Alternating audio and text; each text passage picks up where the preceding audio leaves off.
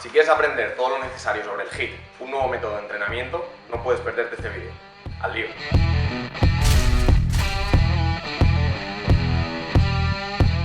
Hoy estamos en el estudio de entrenamiento personal Equilibrium para contaros todo lo que necesitáis saber sobre el HIIT, o entrenamiento de intervalos de alta intensidad, por sus siglas en inglés. El HIIT es un método relativamente nuevo de entrenamiento que debe su fama a los grandes resultados que ha conseguido, ya que es una forma muy rápida de quemar calorías, por lo que puede ser muy útil para los que disponéis de poco tiempo para entrenar. Una media hora de HIIT hará que quememos alrededor de 400 calorías, aunque esto dependerá de factores como nuestra edad, nuestro sexo o nuestro peso.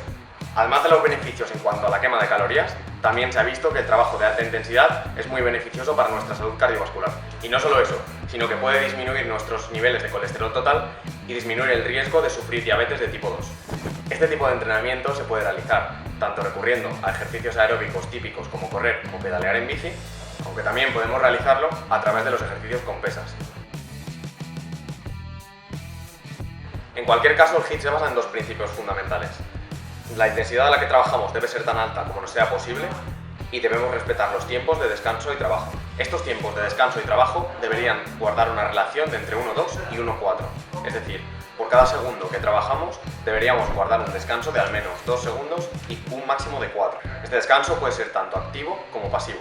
Aunque el HIIT se puede hacer a intervalos largos, los intervalos cortos suelen permitirnos entrenar a mayor intensidad. Y es por esto que la mayoría de entrenamientos de intervalos de alta intensidad suelen basarse en entre 6 y 8 intervalos de alta intensidad de 15 segundos.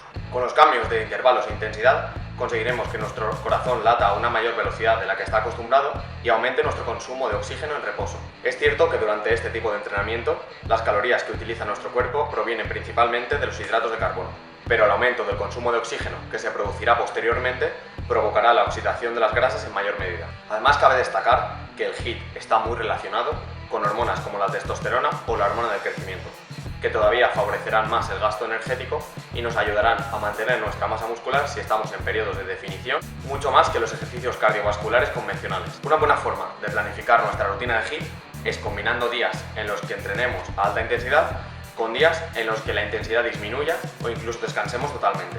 Porque si entrenamos HIIT todos los días, al final corremos el riesgo de que la intensidad no sea lo suficientemente alta o incluso el descanso se vea comprometido. Ahora vemos un ejemplo de cómo se realizaría el HIIT en la bici con descanso activo.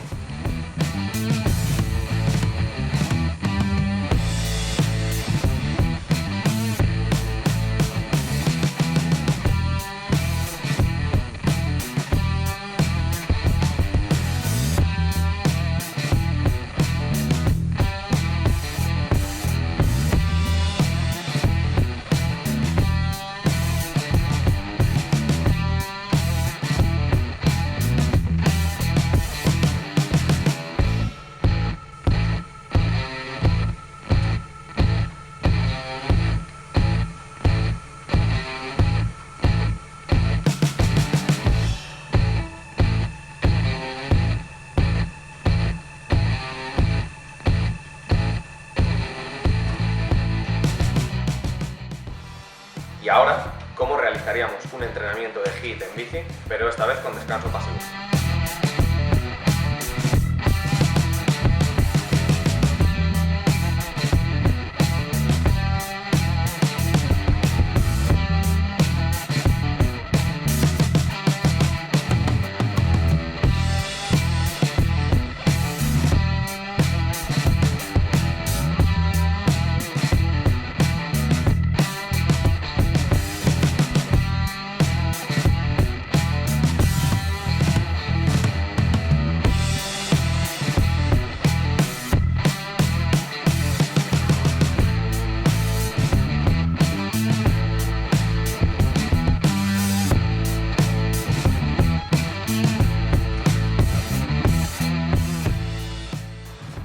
Esperamos que hayáis disfrutado del vídeo y que os suscribáis si queréis saber más sobre temas relativos a la nutrición y el deporte. Hasta la próxima.